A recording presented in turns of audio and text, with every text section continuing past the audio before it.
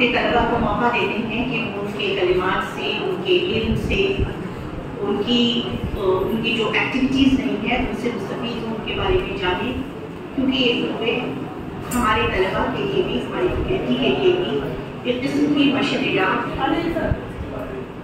اس بار اس خطبے کو کے لیے ہم نے مشہور صحافی اور قلمکار محترمہ مرنال پانڈے صاحبہ کو مدعو کیا ہے۔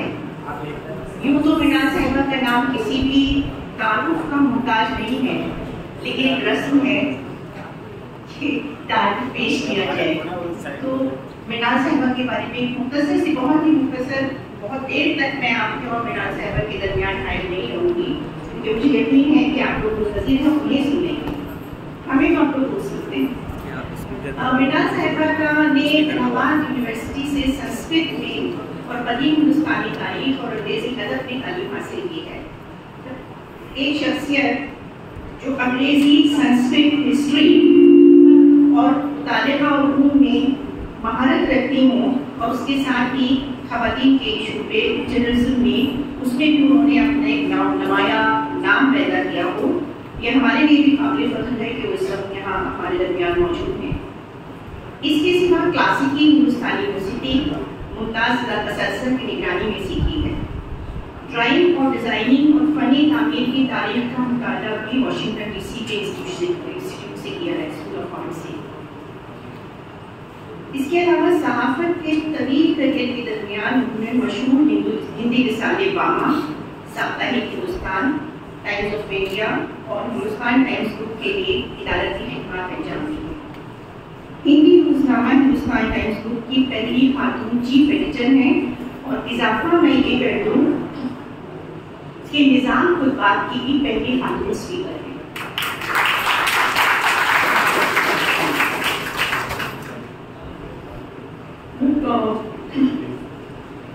انڈین ویمن پریس کارپوریشن کی بانی صدر ہیں۔ 90 کی دہائی کے آخر میں مرنال نے برسری media N D T V میں ہندی خبروں کی ایڈیٹر اور اینکر کے طور پہ کام کیا ہے، اور ہندوستانی عوامی نشریات یا پبلک براڈ کاسٹ دوردرشن میں بھی خدمات انجام دی ہیں۔ 2010 میں انہیں پرسار بھارتی، دوردرشن اور آل انڈیا ریڈیو کی شامل ہیں۔ ان کی پہلی خاتون صدر کی حیثیت سے بھی اپنی ذمہ داری سنبھالی ہے۔ اس کے علاوہ national board for film certification کی رکن رہی ہیں۔ خواتین کارکنوں کی اور ان کی زندگی کے بارے میں ہندوستان کی پہلی دستاویزی فلم شرم شکتی بھی مرنال پانڈے صاحبہ نے ہی تیار کی ہے۔ ہندوستان ٹائمز گروپ کی نمائندگی کرنے والی پریس کونسل آف انڈیا کی رکن ہیں۔ ستمبر 2017 سے مارچ 2022 تک وہ نیشنل ہیرالڈ گروپ کی سینئر گروپ ایڈیٹوریل ایڈوائزر کی۔ وائلڈ لائف فاؤنڈیشن کی بورڈ آف ٹرسٹیز کی اعزازی رکن ہیں۔ میڈیا فاؤنڈیشن کی ممبر ہیں۔ CSDS کے بورڈ کی رکن بھی ہیں۔ اس کے علاوہ افسانوں، ڈراموں، ہمس ہندوستان اور عورت و خواتین پر مضامین اور ہندوستان کے دیہات میں رہنے والی خواتین کی جنسی اور تولیدی زندگی کا احاطہ کرتے ہوئے انہوں نے بہت سے مضامین قلم بند کیے ہیں۔ ان کی خدمات کے سلسلے میں 2006 میں انہیں پدم شری سے نوازا گیا۔ پریس کونسل آف انڈیا 1966 سے 2016 کے گولڈن جوبلی سال کے موقع پر انفارمیشن اینڈ براڈ کاسٹنگ کی وزارت کی طرف سے صحافت میں طویل اور ممتاز خدمات کے لیے بھی ان کو ایوارڈ سے نوازا گیا۔ 2021 میں چھتیس گڑھ کی حکومت نے پنڈت مادھو لال سوترے کے رچناتمک سمان سے نوازا۔ جن نائر کرپوری ٹھاکر سمان بہار سرکار کی طرف سے دیا گیا۔ تو یہ ایک بہت ہی مختصر تعارف ایک بہت ہی ممتاز خاتون صحافی، قلمکار اور ادیب کا ہے۔ ہم ان کا استقبال کرتے ہیں، اور میں ڈاکٹر ناصرہ سلطانہ سے گزارش کرتی ہوں کہ وہ ہماری جانب سے ایک چھوٹا سا مومنٹو ان کی خدمت میں پیش کریں۔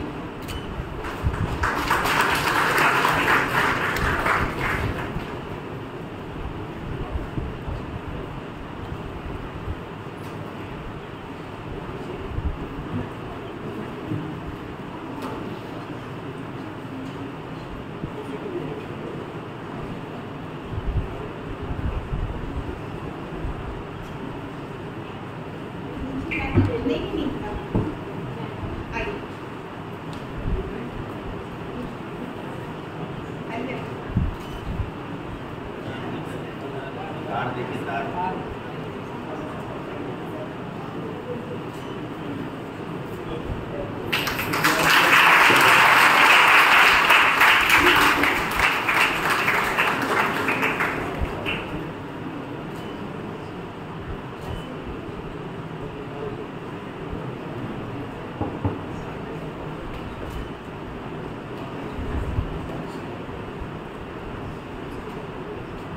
बहुत शुक्रिया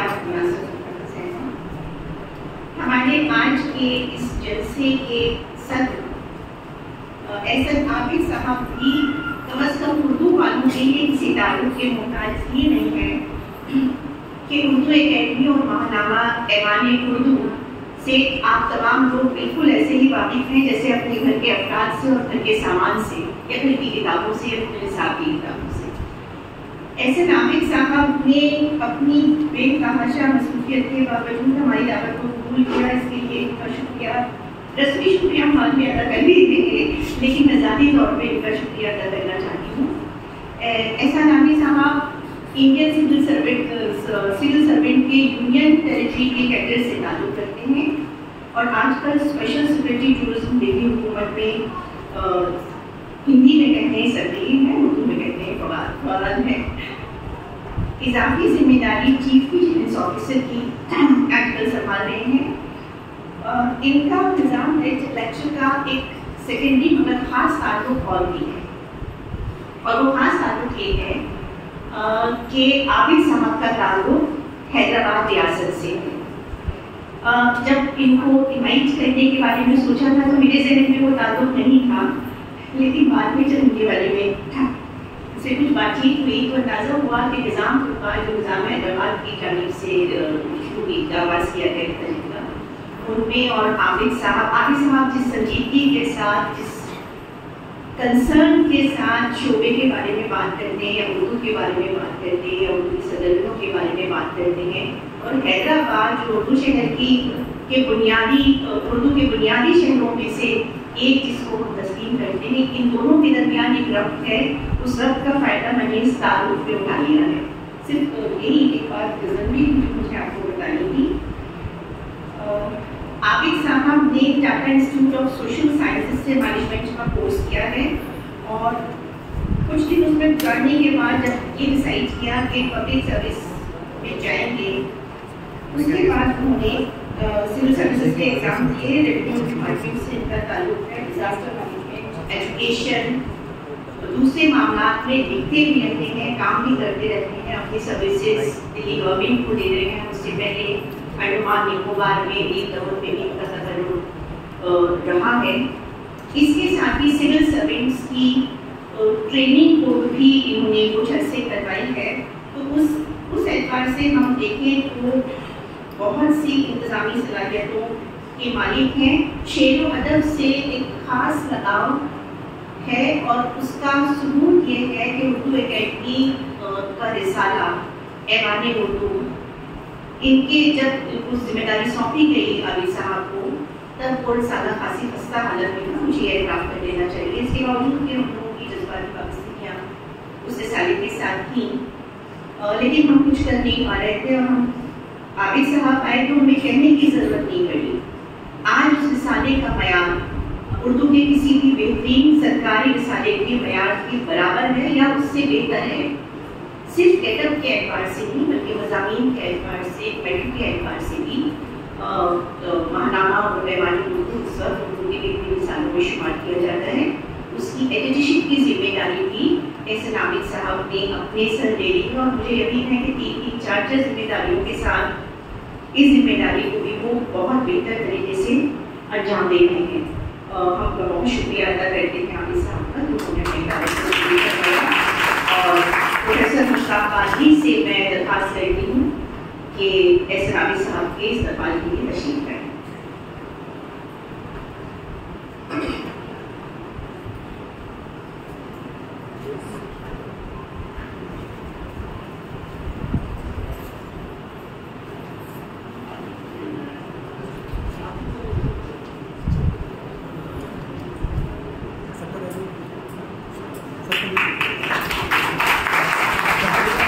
आगे हमारे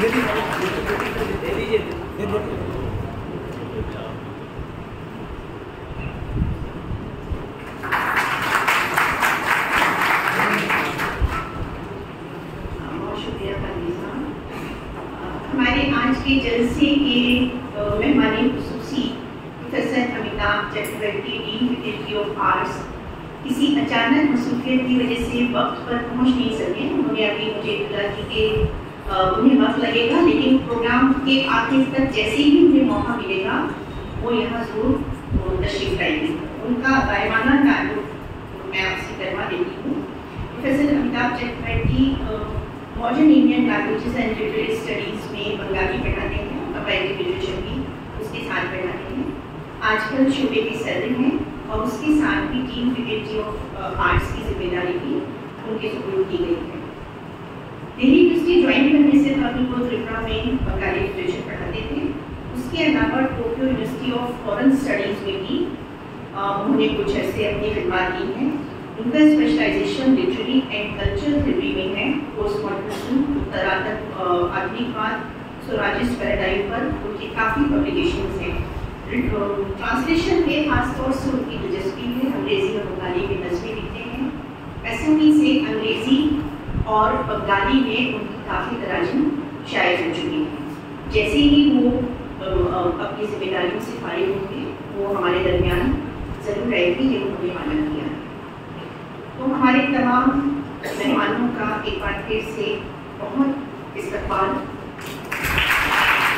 कुछ लोगों के लिए जिसका क़याम बाकायदा क़याम 1958 में अमल में आया, लेकिन उससे पहले भी शोबा उर्दू दिल्ली यूनिवर्सिटी में, जब दिल्ली यूनिवर्सिटी आए 1922 में, तो 3 ज्वाइंट डिपार्टमेंट्स यहाँ थे। एक ही डिपार्टमेंट था जिसमें अरबी, फारसी और उर्दू पढ़ाई जाती थी।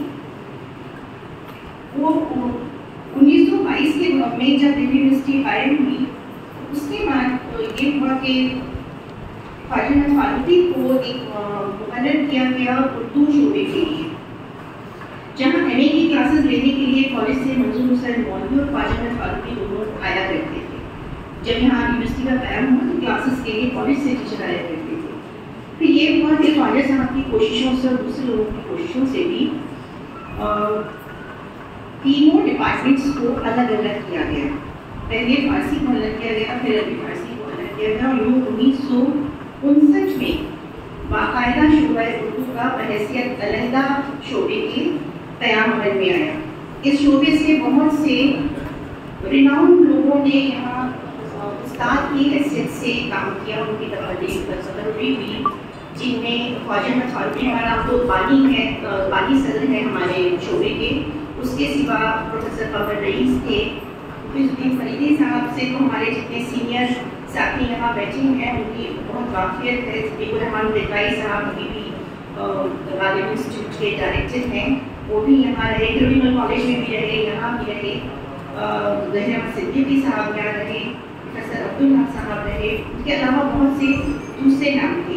शोबे ने ही कुछ अर्से बाद एक एनुअल मैगजीन शुरू किया था, जो कुछ वजूहात की बिना पर बहुत दिन तक चल नहीं सका। हम लोग कोशिश कर रहे कि उस मैगजीन को हम फिर से रिवाइव करें। एक लिटरेरी मैगजीन था उर्दू मौला।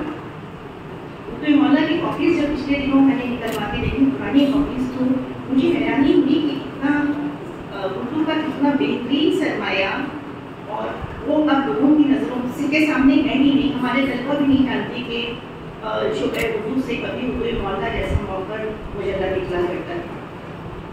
बहरहाल हमारी कोशिश है कि हम उसे दोबारा रिवाइव करें।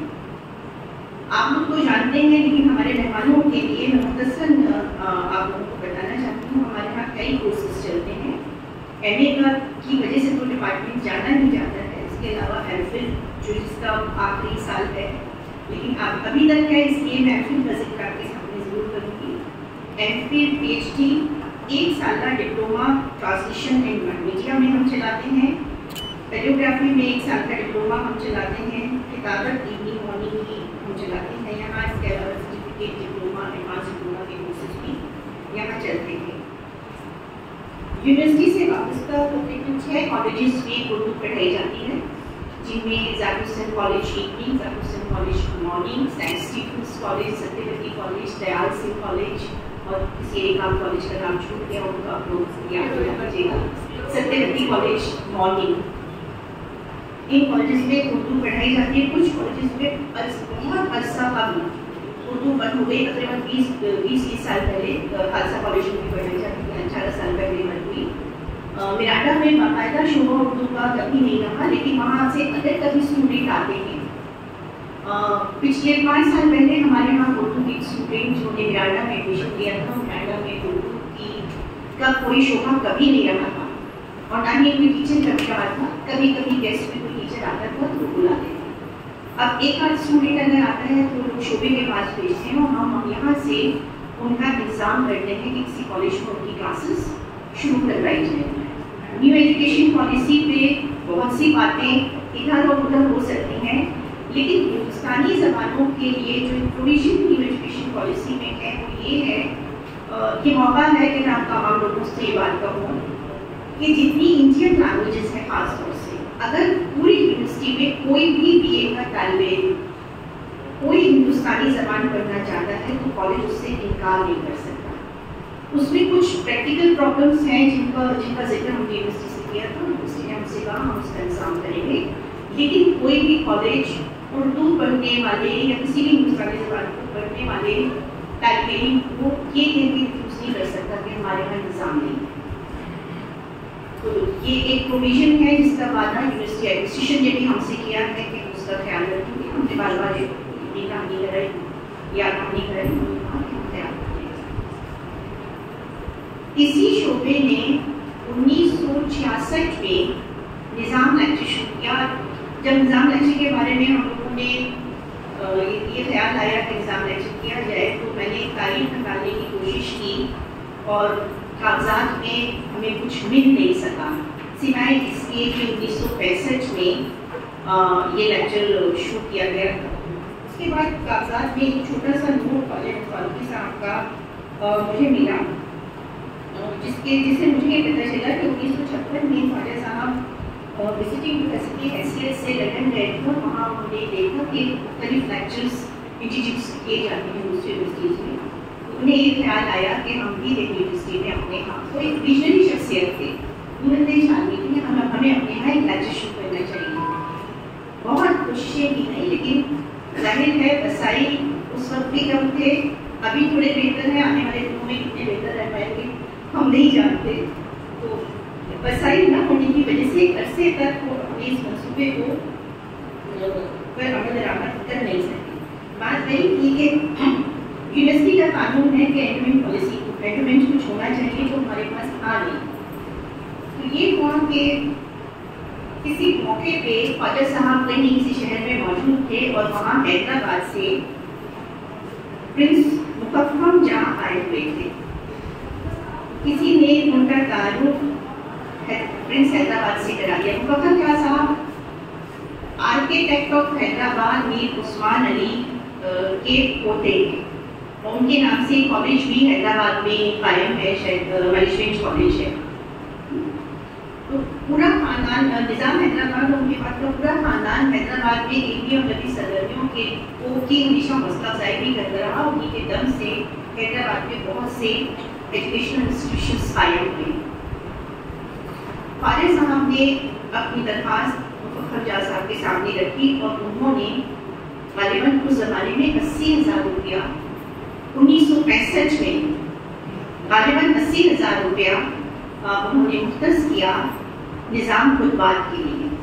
تب سے اب تک نظام خطبات کا ایک سلسلہ بہت تسلسل کے ساتھ تو نہیں چل پا رہا ہے، کیونکہ درمیان میں 3-4 سال کے لیے وہ سلسلہ ختم بھی ہو جاتا ہے، کیونکہ کچھ مجبوریاں ہوتی ہیں. جو فنڈ میں جو رقم ہوتی ہے اس کے انٹرسٹ سے ہی ہم اس کا خرچ اٹھانے کی کوشش کرتے ہیں. تو ٹائم کے ساتھ جیسے جیسے اس میں کمی آتی جا رہی ہے سیونگ کے انٹرسٹ ریٹ میں، ہم لوگوں کے لیے بھی پریشانیاں بڑھتی جا رہی ہیں. تو کبھی 2 سال، کبھی 3 سال، کبھی 4 سال ہم لوگ کو گیپ کرنا پڑتا ہے، کیونکہ ہم وسائل خرچے نہیں کر پاتے.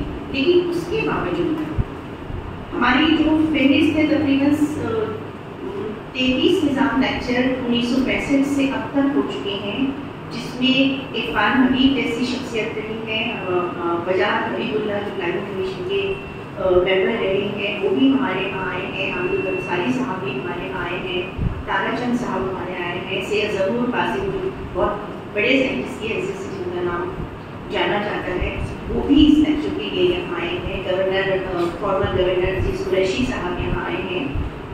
It's a long list. اس لسٹ میں ایک قابل قدر اضافہ محترمہ مرنال پانڈے صاحبہ کا ہے، اور آپ کے اور ان کے درمیان میں مزید حائل نہیں ہوگی. مرنال صاحبہ کو دعوت دیتی ہوں کہ وہ اپنے خیالات کا اظہار فرمائیں. موضوع ہمارا ہے آزادی کے 75 سال، حقوق انسان، چیلنجز اور امکانات. مرنال پانڈے صاحب.